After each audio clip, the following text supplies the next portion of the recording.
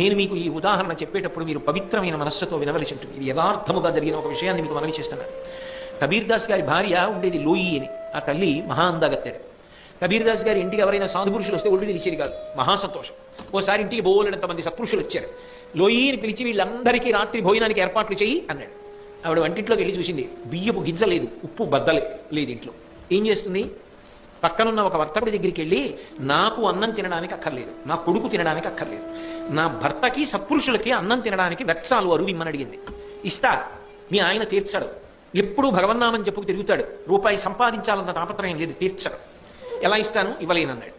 కాదు కాదు, సత్పురుషులకి అన్నం పెట్టకపోతే ఆయన తట్టుకోలేడు, అందుకని ఇమ్మని అడుగుతున్నాను, ఇమ్మంది. ఆయన అన్నాడు, మీ ఆయన ఎటు అప్పు తీర్చడు, కానీ రాత్రి నీ ఇంటికి వచ్చిన అతిథులకు అన్నం పెట్టి వాళ్ళు వెళ్ళిపోయిన తర్వాత నువ్వు మా ఇంటికి వచ్చి, నేను వాక్యాన్ని పూర్తి చేయక్కర్లేదు, మీరు ప్రాజ్ఞులు గమనించగలరు, ఆయన ఏది అడగకూడదో అడిగాడు, అటువంటి భోగమును నాకు ఇవ్వగలవా అని అడిగాడు. ఆమె ఒక్క క్షణం నిరుత్తురురాలై ఆలోచించింది. భర్త గౌరవమా, సత్పురుషులకి మాట దక్కడమా, తన శరీరమా ఆలోచించి అలాగే అన్నీ తీసుకెళ్ళింది, వండి పెట్టేసింది. సత్పురుషులందరూ భోజనం చేసేశారు, సంతోషంగా వెళ్ళాడు, దిగబెట్టేశాడు కబీర్ దాస్ గారు. ఇంటికి తిరిగి వచ్చేశాడు. హోర్న వాన పడుతోంది. ఏడుస్తూ నించునుంది లోయి.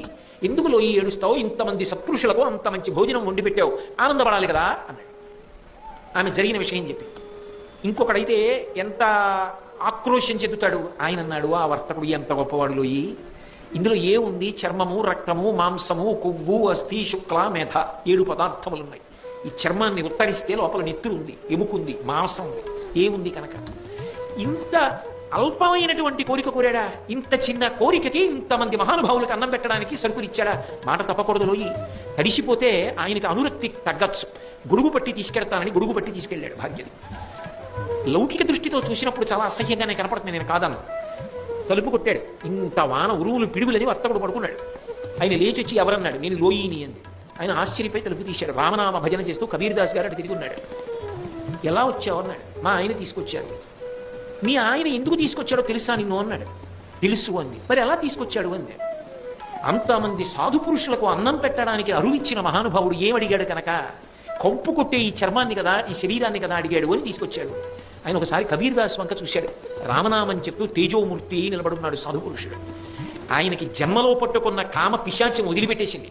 తిన్నగా వెళ్ళి కబీర్ దాస్ గారి కాళ్ళ మీద పడిపోయాడు. ఉద్దింక నాకు ఈ జన్మని తన సమస్తం దానం చేసి కబీర్ దాస్ గారి శిష్యుడైపోయి, అమ్మా తల్లిని కామించానమ్మా, ఎంత తప్పు చేశానమ్మా, ఇక నా జన్మలో ఇటువంటి కోరికలు కోరనని కబీర్ దాస్ గారి శిష్యుడైపోయి జీవితాన్ని తరింపచేసుకున్నాడు. ఒక సత్పురుష సహవాసం మనిషినంతా మారుస్తుంది.